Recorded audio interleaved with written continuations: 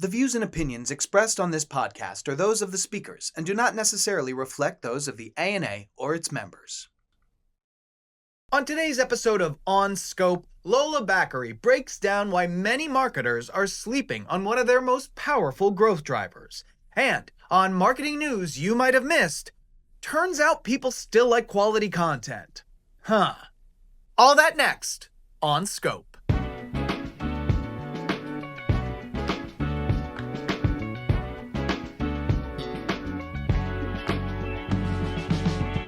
Get ready, because this is On Scope, the marketing podcast brought to you by the ANA and powered by Odyssey, a leading audio streaming platform. You can get your favorite music, podcasts, and entertainment all on the Odyssey app. I am your host, Mike Berberich, and with me, as always, the producer of On Scope, Ryan Dinger. Ryan, how does the day find you? The day finds me quite well, Mike. Thank you. I was watching last week's episode and, watching you do your intro there. You're doing all that without a script. You got it all memorized now. You know what? It's You're in like my bones. pro. It's in. This is impressive. it. It's impressive stuff. I'm a PH podcast host. Let's go. How is this day finding you, PH podcast host? I'm doing what I love, and I am over the moon excited about this episode. But it's been in the works for a little while, but let's not get ahead of ourselves. Yeah, exactly. I'm getting better at it. I am getting better very at excitable. it. Because before we come into this episode, and again, I'll save my excitement for a moment, we have some marketing news that you, dear listener, might have missed. That's right, Mike. We've got a headline from The Current this week. Here it is for you. Hit me. Substack is surging thanks to premium content. Next, it's eyeing ads. Dun, dun, dun. AI chatbots are disrupting the long-standing value exchange of the open web, scraping publisher content and referring very little traffic back to publishers. One media company has defied this AI-induced upheaval by betting on a simple maxim. People want premium content on the web and are willing to pay for it. Fresh off a $100 million funding round last month at a $1.1 billion valuation, Substack has managed to attract millions of paying subscribers, a feat previously achieved by prestige news brands like The New York Times and The Economist. The newsletter-turned-community platform's growing popularity underlines two trends shaping the web. People are increasingly seeking out premium content, like great podcasts, while publishers and writers are prioritizing direct relationships with their audiences, whether that's first-party data or ownership of their email subscriber lists. So, Mike, premium content, that's what people want. That's what people want. As it turns out, who knew? People like good stuff. Oh my goodness gracious. It's been really cool to see Substack's development. I have seen on various social platforms that shall not be named, people getting a little bit frustrated with their ability to reach the people who are following them. Right. I understand that not everything's going to go viral and go out to every blessed person, but there really has been a separation of people who chose to follow you and who you're getting in front of.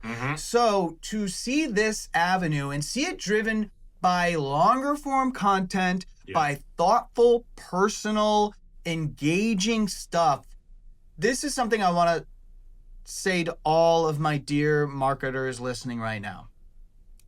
The TikTokification of media is a real thing. That's a real thing. I'm not denying it at all. There is a lot of value to being able to grab the first 3 seconds of attention, get your message, and get out. That does not mean that it is the only viable format of media that exists today. Yeah. I remember back, Jeepers Creepers, expletive deleted years ago when I started my very first podcast, Marketing Futures. As you were talking. One of my very first guests, again, shall not be named, wonderful individual.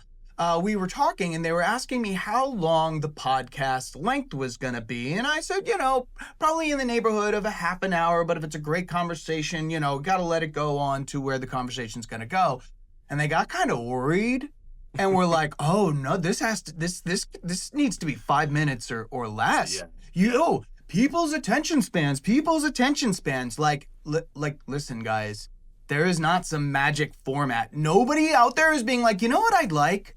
7 seconds of anything. That's just not how it works. Yeah. So I love this. So. Well, A lot of advertisers agree with you, as it turns out, Mike, No, because advertisers have already been buying into the company's vision of the internet by sponsoring Substack creators. With the latest funding round, the company is looking into bringing ads to the platform. Quote, the creators have told them that they want Substack to support advertising, Mike Kearns, an investor, told the New York Times. It goes on to say, when done correctly, there's a version of, this is actually from Chris Best, Substack's co-founder, who said, when done correctly, there's a version of it that not only doesn't diverge too hard from the model, but reinforces it. Experts tell The Current that advertisers' benefits include establishing connections with highly engaged consumers on a platform they already trust. That actually sounds familiar. That sounds a lot like what we say about influencer marketing. Yeah. Oh, absolutely. You know, absolutely. and this is sort of, not to poo-poo influencers, there's a lot of them who are doing very interesting stuff, but this is like, you know, almost a premium type. You know, you have high-minded writers on Substack, people who are, you know, mental warriors. Like, yes. So, absolutely. yeah, it's interesting. So the advertisers agree, they're showing up. Yeah, and the Or gentleman... they want to show up, I should say. Yes, Substack's yes. trying to... 3 words jump out to me in that, in what you just gave me. When done correctly. This is another opportunity for all of us advertisers. This is a new platform, a new potential opportunity. What are we going to do with it? Yeah. Are we going to look at the context of this? Are we going to understand the true meaning of its appeal and be guided by those principles? Or are you about to take another ad from another platform and put it on this one and call it a day? Yes, please do not ruin Substack. Please. You have so much to gain. You have so much to gain by being thoughtful. And you know what? If this doesn't line up with a particular person's performance marketing, get it done, smash and grab thing, give this to another person on your team. Yeah. Give it to the artist. Give it to the hopeless creative, because there is an amazing opportunity for thoughtful, robust content that reflects your brand's values and value proposition. Like, guys, this could be amazing and beautiful, or it could be like the Wild West days of the internet all over again. Yeah, it's basically, you know, Substack has a 1.1 billion valuation today, so obviously very valuable already. What's it going to look like in 5 years as we're well into the ocean of mediocrity that is coming from AI-generated content? Yeah. Right? Like, one of the things we talk about a lot as an organization, as people working on a podcast, is people are going to want real humans making content. Like, and so it's already worth over $1 billion.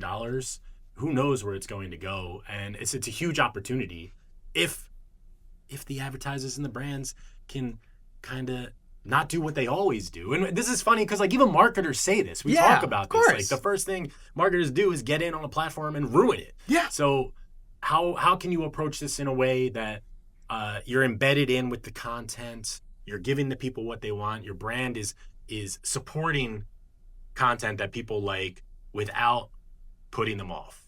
And honestly, I think one thing that gives me a little bit of hope here is that opposed to how AI is scaling at a speed that nobody can wrap their heads around, no matter how hard they try, Substack has been building this over years, and it's not like there are 35 Substacks about to go you know. What was that? What are they not about to do?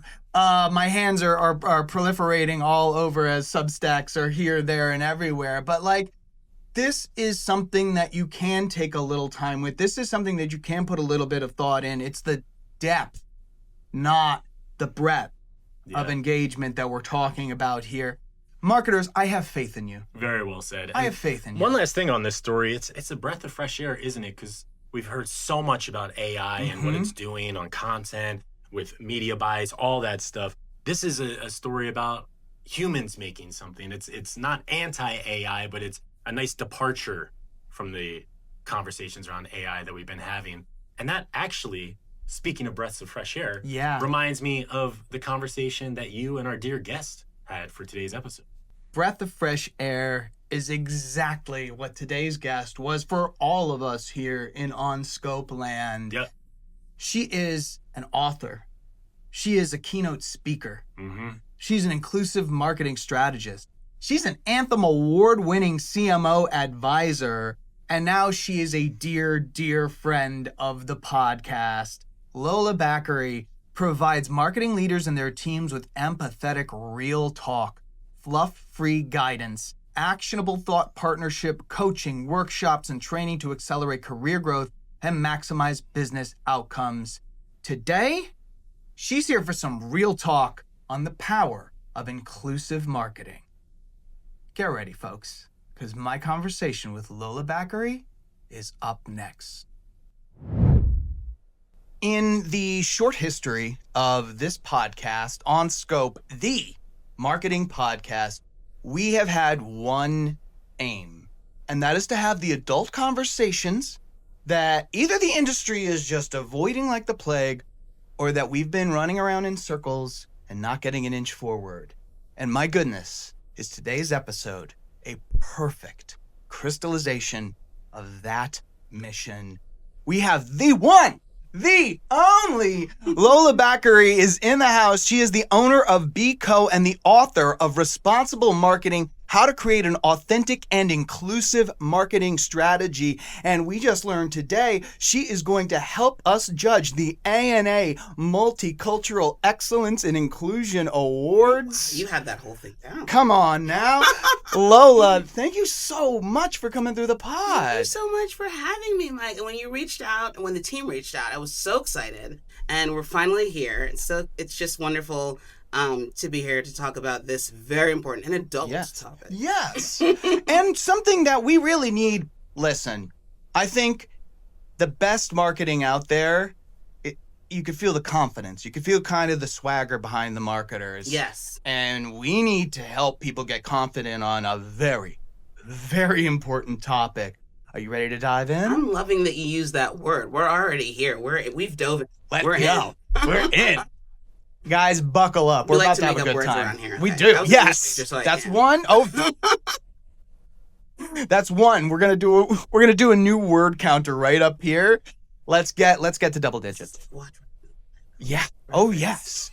So listen, we're in the marketing world, right? The last 10, 15 years at least. What have we heard? Data. Oh, it got to be data. Oh, it's data driven. Oh, data's your lifeblood. Oh, follow the data. Mm-hmm. So I have a question for you, Lola. Yes. Why, in this environment, wherein data is seen as the lifeblood of successful business, why are so many brands seemingly unable to act on the overwhelming data that shows that inclusive marketing is a proven revenue driver? Oh my. Yeah, starting with a small one. This question is the story of the journey of the book, my intellectual journey, my LinkedIn content creation journey. It seems so simple to a number of us, like everyone in this room. Mm-hmm. But it seems to be a huge mental block for others. And I have not a direct, data-driven analysis sort of answer of why that is, but I have my hypotheses. Mm-hmm. The first is that people are scared. Yeah. Fear is the number one driver of inaction. And there's fear being stoked on this matter from multiple, coming from multiple areas. And especially there's a crescendo of it now, right? After, the 2025 administration has begun and the sort of annihilation of all discussions related to things DEI is being pushed by Washington. It's not actually happening. We'll get more into that. So there's a lot of fear out there. And when it comes to your listeners, our colleagues, senior level marketers, the fear is about keeping my job. Uh-huh. The fear is about seeming on trend. Mm-hmm. The fear is about getting it wrong. Ooh. Right? Yep. And the fear is about being performative. Mm-hmm. Which is, I guess, a subset of the ways that it can be gotten wrong. But that stops people in their tracks. However, it's not logical.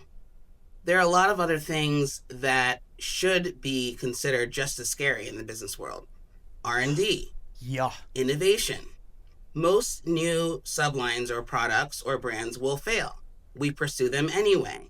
We get investment, whether it's from our stakeholders in a big company or, from investors if we're a startup. So as marketers, we are comfortable with risk. In this particular case, what I think is that people use fear as sort of an excuse, the fear of risk, as sort of an excuse to enable, I'm sorry, but we have to go here, the white supremacist, racist undertones of the way this country, has been created, right? Like of our actual 100%. history, those creep into the foundation of why we're so quick to run with that fear. And I don't think it's conscious for everyone or even most people, but that's involved. Yeah. That is why there's so much more risk aversion for anything related to what I call responsible marketing, and we can dive into the definition of that later, than other things that are just as risky.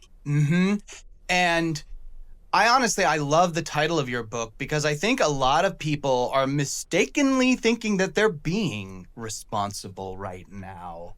But we always know, right? No, we always know. We always know. Like, did you brush your teeth this morning? Absolutely. I did too, Yeah. Right? But if we could lie about it, we would know we weren't telling. Oh, absolutely. You would have I would have definitely, my brain would have This is why, the term responsible came to sort of become such an anchor point for me, because it really grounds us in the ways that we misuse and understand fundamentally that word. And what that word means, it means that things that we're doing from a responsibility standpoint, they're not going to give us immediate impact, right? Yes. We're not going to get results in the short term necessarily that are tangible, but doing those actions, whatever that responsible action is, leads to a huge benefit down the road. So it's a way to really think about like helping people understand that this isn't something that you shouldn't be able to relate to, because it's something that we encounter in our everyday lives, like the value of responsibility. Yes. And I don't know when it got to the idea that being a leader wasn't supposed to be challenging and difficult. Isn't that the nature of it? Aren't you there because you are bringing yourself to face these challenges with the best interests of the people you're leading? It's true. And I mean, I think the CMOs specifically who are actually doing responsible marketing work, they stand out. Yes. Both from the results of their businesses. Of course, I'm thinking of Corey from Elf Beauty. One of my favorite examples of a responsibly driven company that is seeing all the advantages of really being so fundamentally married to their purpose of this is a product for every eye, lip, and face. Yes. And this is maybe a little bit of insider baseball, but like their driving principle, you might call it mission statement, whatever it's actually called, is we are bold disruptors with a kind heart. Oh, I love that. I love that because that's so perfect. Like, this isn't a binary thing. You don't like it. We're not talking about being combative. Right. Yes. We're talking about being genuine. We're talking about standing on what you believe in. Exactly.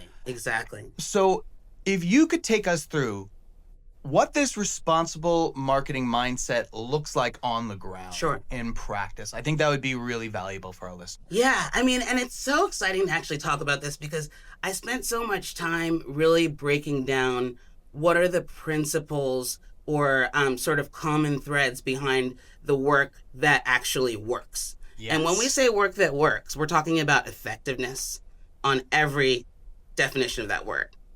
The way I break it down in the book, we're going to nerd out a little bit here. Let's go. Is what I call the triple top line flywheel. It starts with social impact. Then it takes you to reputation impact, takes you to commercial impact, and then the flywheel continues the more you get all three of those right. Yes. Right? So when I started to study what campaigns, what work, what initiatives actually fit those three criteria, meaningful and authentic impact along all those three lines, social, reputation, and commercial, you start to see that the work does a few key things. And I would suggest that anything that is considered responsible marketing that has won awards or is lauded as having been effective, you'll find that it does one of these 4 things. I have tested this theory so many times, and it's amazing how simple they are. Mm-hmm. First, it solves real problems, right? That's one. Mm-hmm. And it can be multiple, by the way, of the 4 to be considered effective responsible marketing. Second, it creates real opportunity. Third, it tells real stories. Fourth, it influences real policies. So the word real is the common thread, right? Mm-hmm. If you are solving real problems, creating real opportunity, influencing real policy, or telling real stories, you are probably doing something from a responsible marketing standpoint that transcends the performative. Yep. It really helps to avert the risk of that sort of getting it wrong piece that so many people, fall prey to in terms of making the decisions to pursue this kind of work. So what that looks like on the ground with that sort of precursor, giving us some context, it looks like a brand finding a way to address something that is brand relevant and also urgent in our current cultural moment. So you find your dance space, if you will.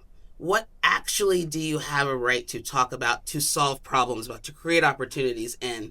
And once you start to think about that, it also narrows down the scope of, well, I should be involved in every trending issue. That's another thing that I was going to touch on that. Right? They skip over, like, what does this actually mean to our business? It has to mean something. It has to mean something. And where can you create an impact? Mm-hmm. That's where it starts to get really interesting. So the brands that are doing this well think along those lines. They don't think about, well, this is a trending issue, we have to get involved in some way. MasterCard's a great example, bringing it down to earth. True Name, is everyone familiar with that? Absolutely. Okay, so when you look at why that was so successful, we are allowing and we're creating a mechanism. We're solving a problem in our industry. We are paying a historical debt that we owe this community. Well said. Right? I love that term. That was another one of the made-up terms in the book. Yeah. But it's sticking. Right? That's another one. And in a way that literally doesn't just cheerlead. It's not on the sidelines.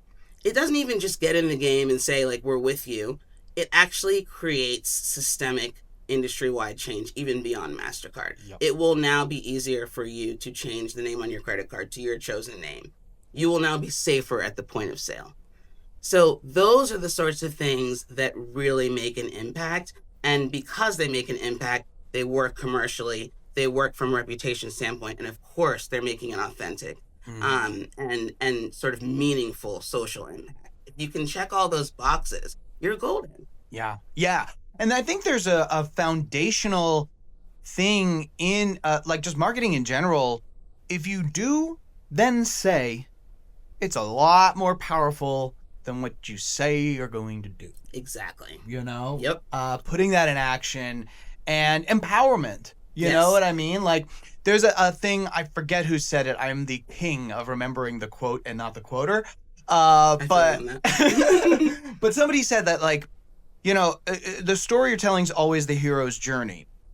You're not the hero. The customer's the hero. Yes. You're some friend along the way who makes makes from Story Brand. Done and done. Oh, you're right. You're 100% right. Okay, you're my co-host from now on.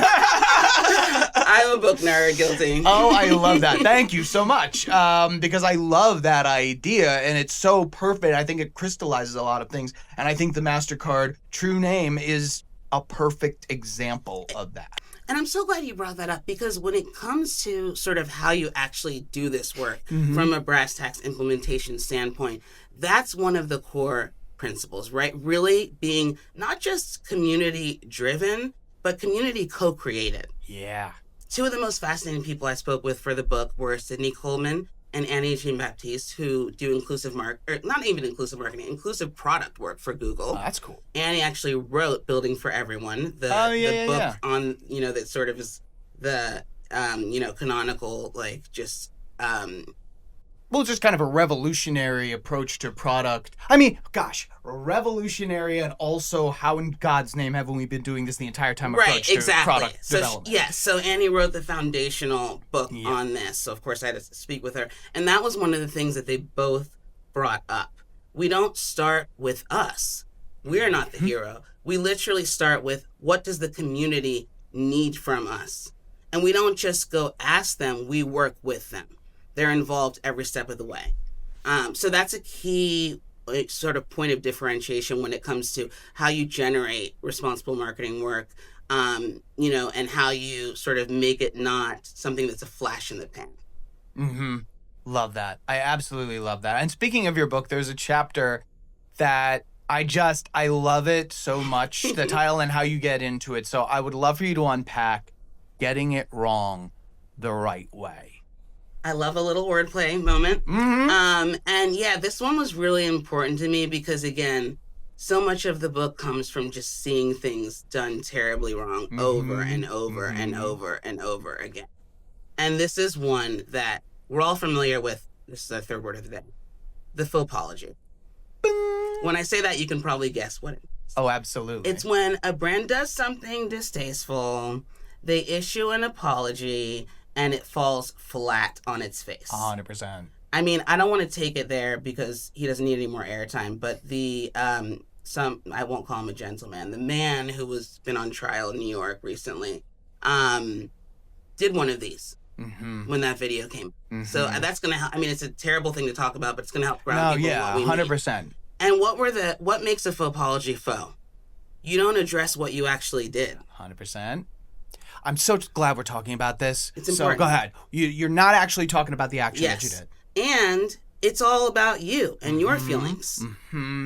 It speaks to your intent. Yes. Nobody cares about that when you're apologizing. Nope. We learned this when we were 5. But unfortunately, we get so bad at it at adults. It should center the party who is the victim in the case of a brand apology. Whatever the community is that you may have offended, or even if it's just your consumers at large. Not, well, we intended to, we had the best of intentions. I'm sorry if you were offended. Oh. I mean, that's just gaslighting. It's Good terrible, Lord. right? And then it also should include what's going to happen next. Yes. This is the harder part because you don't always know. But even a statement of, here are the steps we're taking to figure out what's going to happen next is better than nothing. Yeah. Right? 100%. Like, here are the steps that I'm going to be taking to make it right. You can imagine in the terrible analogy I just made what that would have sounded like. It would have sounded a lot different than what actually happened, right? Yeah. And then there is a commitment to actually fulfilling that has to happen following the apology for it to not be a faux apology. I love that, and this is one of my absolute passion points. I want to apologize. Okay. Go ahead. Your intention to apologize means, I want to give you $100. Check your pockets. Are you $100 richer? Well, then I guess wanting to do something's not the same as doing it. I mean, it's such a good one. I love to use the word want. It reminds you of, when people say, like, I don't want to offend you, but I'm about to. Yes, yeah, exactly. But now that I've cleared myself, like. Fourth word of the day. Oh, yeah. What holds companies, brands, the decision-making boards, the PR teams that are advising these brands. Sometimes I'm like, really? You had a whole vendor that you paid God knows how much to tell you to do that? Yeah. Oh, my Lord. They suffer from what I call corporate fragility. Boom. It is a derivative of what we all learned about, circa 2020, white fragility. Yeah. And anybody can suffer from it. It is not related to any one particular community or race, right? But it is that groupthink, that mindset of, we need to protect the hero. But remember what you just said.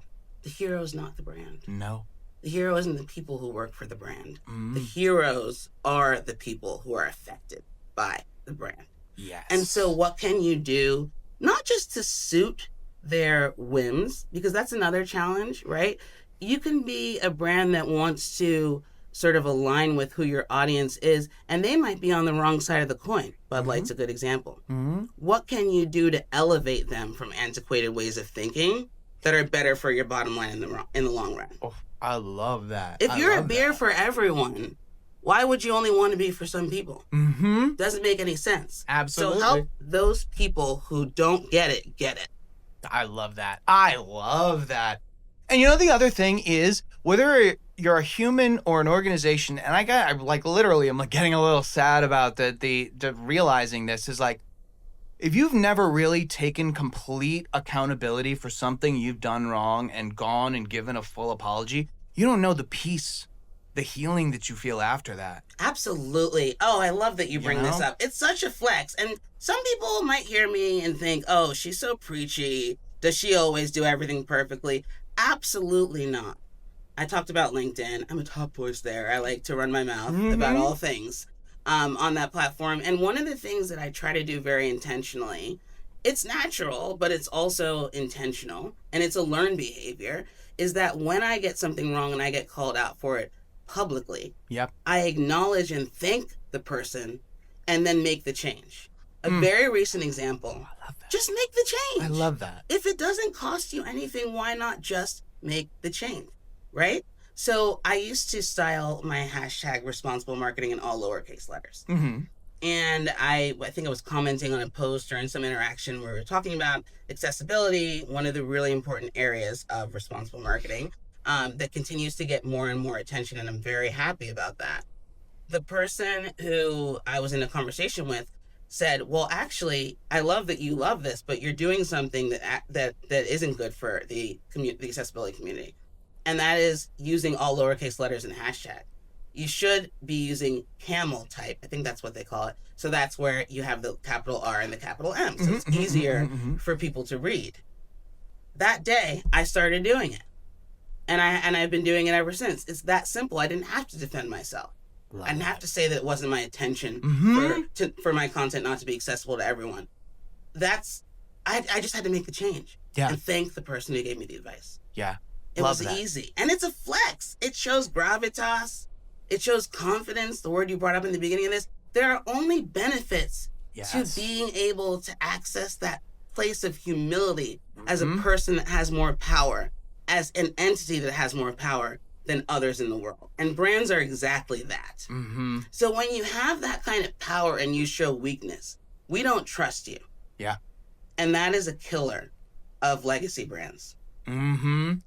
Yeah, somewhere along the lines, a lot of us got in our head that being wrong was the same thing as losing.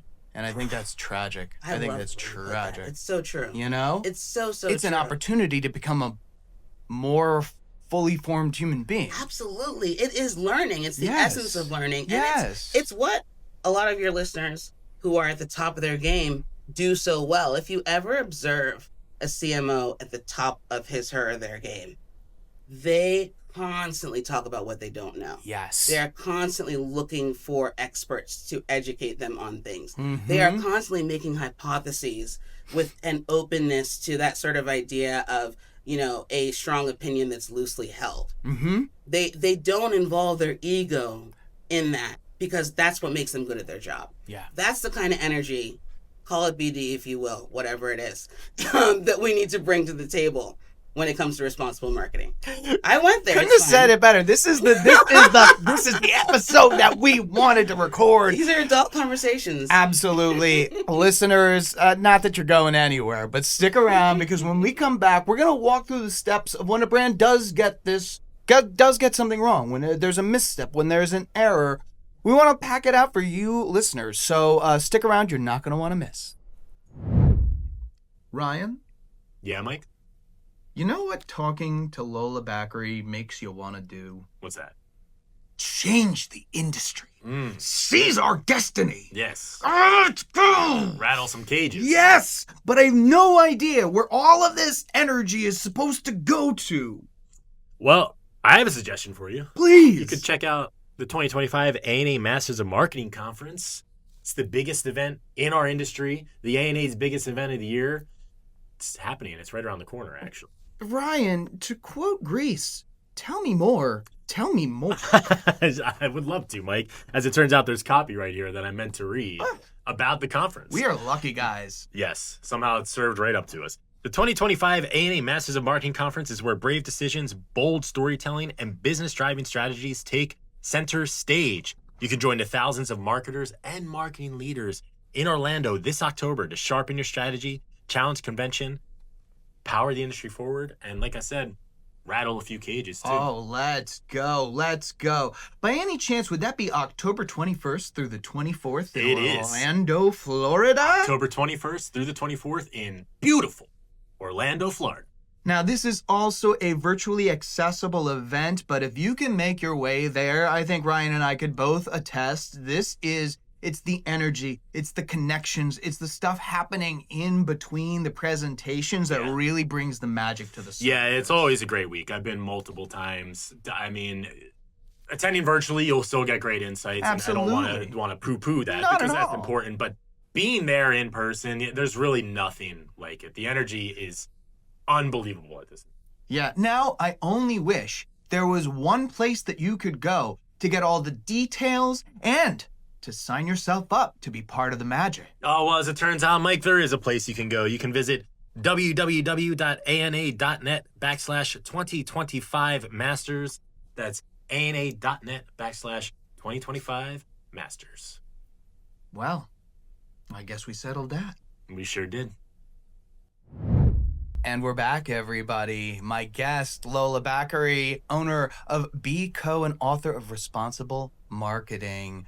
So we just talked a lot about some of the missteps brands make when they go out to the public, the customers, the consumers.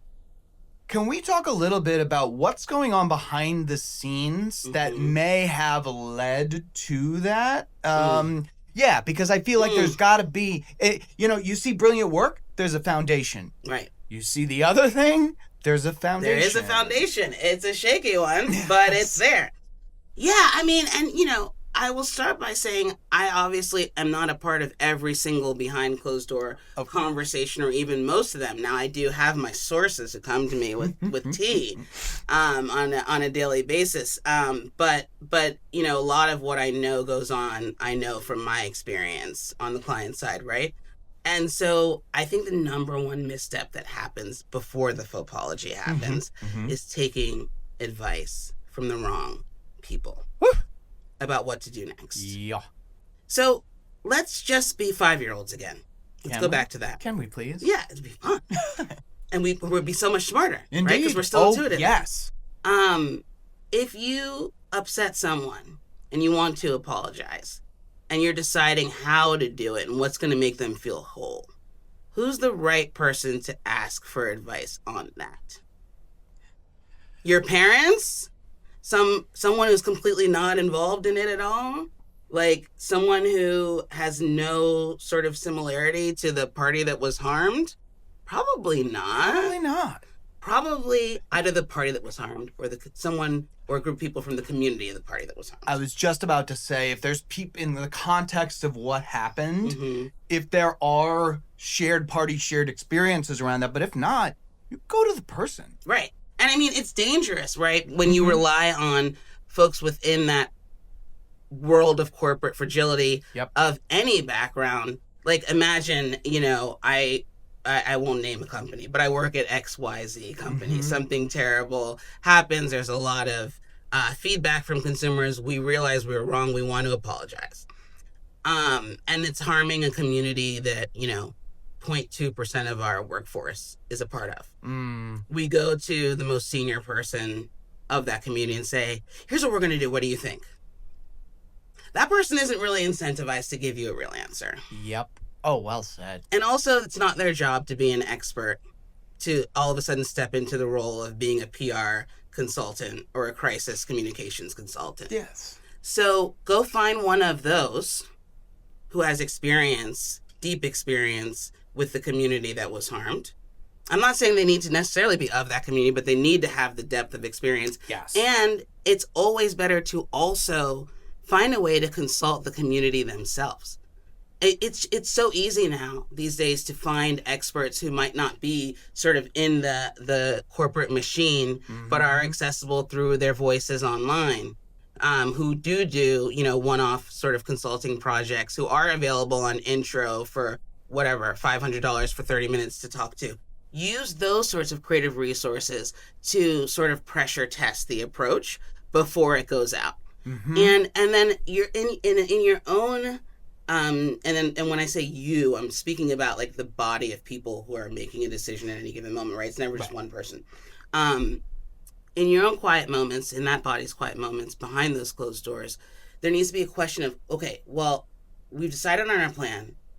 Let's pressure test it. What is motivating us to go this route? Mm-hmm. That question is one I often really like to bring up with clients because it can help you sort of see the holes yourself. Mm-hmm. And if what's motivating you is, well, I want to make sure that we get this right so that I'm making this up, but our board, doesn't think we overstepped. Mm-hmm.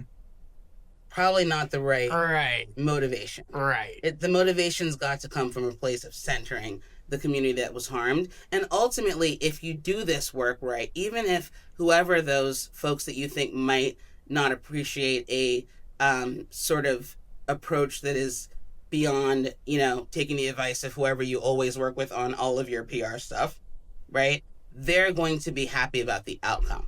Mm-hmm. So as a steward of a brand, that's all you're concerned about. You're not concerned about it, and this gets confusing, right? Because of that fear, and it's understandable. But what those who succeed know is that sometimes you got to have that bravery, like you said. That's why the cost of leadership is high, because it takes being able to take a little bit of, even if it feels like an emotional or perceived risk, Mm-hmm. in order to get the right outcome in the end. Yeah.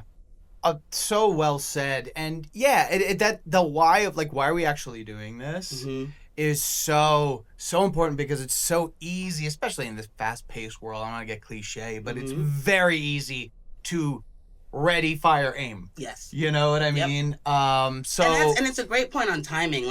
There's a big debate about this, right? If you wait too long, is it bad? Yes and no. Mm-hmm. The pendulum can always swing back. The longer you wait, perhaps the more force with which the, potential reaction can feel disarming in that moment. But if you get it right, it's going to be worth it. Oh, yeah. So take that time that you need, not too much, Yeah. but if it is a matter of days or weeks. And again, even if you need to say, we are really concerned with the amount of feedback that we've gotten, and our team is working together to decide on next steps. We look forward to communicating with our audience very soon. Yeah. Something like that can buy you a little bit more time. And again, it's okay to buy more time if that time is going to pay off in a way that is valuable to the party that experienced harm. Yeah. And audiences can tell who's doing the work. Yeah. You know what I mean? Absolutely. And that's 90% of it. If you're doing the work and you are genuinely trying and it is coming from a clear, authentic place of really wanting to do good for good's sake, and you fall on your face and smash, you might end up being more endearing than nailing it on the first You try. will end up being more endearing. Yeah. We love a comeback story. Absolutely. That's psychological. That's just a psychological fact. Absolutely. Yeah. And there's so many examples. I talk about a lot of them in the book, but I'll just name my alma mater, PepsiCo. Mhm. Everyone talks about the Kendall Jenner ad. Mm-hmm. Okay, yeah, it wasn't great, but they've done so much more since then. Uh-huh. Really effective, responsible marketing work. A lot of investment in the space, and there will be more mistakes, and that's okay. Yes. That's the cost of doing business, Mhm. right? But we are going to remember you for what we love about you more so than what we didn't like, Yeah. especially if you handle it in the correct manner. Yes. I hate to always bring up Bud Light, but I mean, a case study is a case study. Mm-hmm. I think part of the reason why that story sticks so hard is because of how poorly it was handled. Yeah. It could have so easily been handled Mm-hmm. in a way that would have taken 24 hours. Yes. We support my our God, creator. You're so right. We support our creator. We're a beer for everyone. Mhm. Moving on. Yep. That was it. Yeah. That's all they need to do. Yep. And again, unfortunately, the forces, those fears, led to a perpetuation of discussions that ultimately were bad for the brand. Yeah. Lola, I want to end today on an empowering note. Yes. Let's get our Yeah, that's what listeners I'm about. going out there. Yes. Let's make this a better industry and world together. Yes. Do you have some practical advice for how marketers can help instill this bravery, Yes. this confidence, this swagger among the rest of the C-suite to hold the lines on programs where the data is showing that it's proven to work. Yes. Okay, I'll start with number one. It's a good place to start. You have to believe in it yourself. Let's go. So whatever work needs to be done to get to a place of belief. Dr. Marcus Collins, dear friend and fellow scholar in this space, says conviction. That's the word he uses. Whatever you need to do to be convicted about what it is you're trying to convince others of, do that. Yeah. This can't feel like you aren't even really bought in. It can't be a tiptoe fence sitting sort of thing. You've got to believe it. You've got to create and onboard a team of cross-functional partners who also believes it based on the fact, and that's going to set you up for what I call, and it's another chapter of the book, earning stakeholder buy-in. Not a made-up word, but we love it. A combination that works. Or breaking through to buy-in is another way to think about it. Oh, that's worthy of a boom. I think so. Yeah, I had to throw one of those in there. And so once that's established, a couple other tools that are really useful that we already use when we're selling ideas and we can sort of pull from, what we already know. Benchmarks are very powerful. So is the notion of creating FOMO. So talk about people who you know, or brands who you know, or leaders who you know, those you have to get buy-in from, respect, admire, maybe even are a little jealous of. Yes. And use their stories to make your point. I mean, it's not as childish as saying, well, such and such was brave enough to do it and you're not. But it's in that world. Yeah, it's not a million. Yeah, I forget who I was even talking about this, but there are when you're trying to convince people who are either your peers or a level above, Shakespearean motivations of envy and ooh, well, this other company did this kind of crazy thing. Are we gonna let them just be the only ones in that space? It works because it's real. I mean, this is a whole other discussion we'll have about personal branding another day, but I've realized over the years in that journey that whenever I feel a tinge of, that person is so much, it really isn't me being, hating on them or being jealous or anything else. It's me being inspired by them. And if I can just process it that way, then I can learn from them and become better and get to a place where maybe I feel comfortable doing that thing that I thought was a lot, right? So it's just a matter of reframing our natural reactions and then helping others reframe the way they think about things with the fundamental core idea, like you started off our conversation with, that this is about business impact. Yes. It's about longevity. It is about long-termism versus short-termism. It's about all the principles that set a company up to live for hundreds of years. Not 5 or 10 or 20 or 30, right? It is about that view to the future that takes doing things like brushing your teeth every day. Yep. Might not feel fun in the moment, but are important to create that long-term outcome that you want. And so, where I'll close, that brings us to sort of the third thing that's really important, and that's establishing shared belief, shared understanding. We're all on the same side. Make sure that's known and discussed, right? You're not coming from an adversarial point of view, but you're coming from a place of if this is the goal that we all believe in, this is the path we need to take. Yes. We cannot let ourselves shut down because of the noise, because of what I call the loud minority. That's word number 5. Yep. Coming out of Washington, right? There's a reason why we have our freedoms as corporations. I'm an NYU Stern grad. I believe in this stuff, right? Yeah. The government doesn't get to tell us how to run our companies. Indeed. I mean, that's one place where I just almost may have sounded like someone on the right Yeah. before all of this happened. Right. If government is small, it's not controlling what businesses do. 100%. And so standing up like a Harvard, like a Costco, like an Apple, like the folks who are really drawing the line in the sand and saying, we're not going to act outside of the interests of our stakeholders because of your opinion. That's where people need to be reminded that when they do the opposite, they are enabling that sort of illogical, fear-driven thinking to drive the decision-making of the most powerful entities in the world. It makes sense to come from a fear-based place in your decision-making when you don't have power. That's not the case here. No.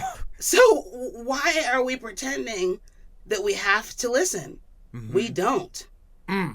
It's the bottom line. And so, yeah, I think understanding, and this is the part that should feel inspirational, I think it's exciting. If you've worked so hard to be a steward of one of these amazing brands, like a lot of our listeners are, if you enjoy that work, you are at a place in your life where you don't have pressure to do the right thing. You have the opportunity to do the right thing. Not everybody has that opportunity. That is a privilege to be excited about, not something to feel is burdensome. And so if you reframe that idea of, oh, well, now we need to talk about this stuff again, it becomes an opportunity of, oh, well, now I can make the world a better place while I make money for my brand, for my company, for my stakeholders, for my shareholders, while I make communities better, while I make people feel more safe in a sense of belonging, while I endear myself to the communities I'm trying to sell to. Yeah. Because at the end of the day, that's what it's all about. Emotional connection is what creates brand preference. So we're not talking about anything other than the principles of marketing effectiveness when we talk about responsible marketing. Lola, this was a very important day for this podcast, and we are indebted to you. It has been such a pleasure having you as a guest on Scope. It has been my true privilege to be here. And I will say, I have a ton of respect for the team behind this podcast. We're going to get real for a second, because I've seen you all do what I'm talking about in our very interactions. We'll leave it there. We get to have our own stuff. But I think that is so inspiring, so important, and something that we should live to tell the story about as we go forward. Couldn't agree with you more. Well, here we are again at the end of another episode of On Scope, the marketing podcast. You know, we've been having a ton of fun on the podcast this year. We have been breaking into new insights. I have selfishly gotten to indulge my curiosity week after week. But every once in a while, we do an episode that makes me really proud to be doing what we're doing. A lot of these adult conversations go beyond just best practices and how we can drive effectiveness and efficiency. So I want to thank Lola Bakare from the bottom of my heart for having one of those difficult but vital conversations today. I really owe you one, Lola. As a reminder, if you have a topic or a guest that you'd like to see on a future episode of On Scope, shoot us a note. We'd love to hear from you. That email? onscope@ana.net.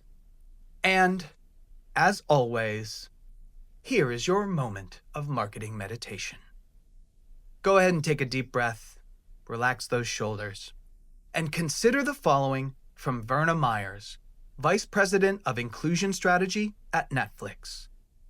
Diversity is being invited to the party. Inclusion is being asked to dance. Think on that, and we'll see you next week.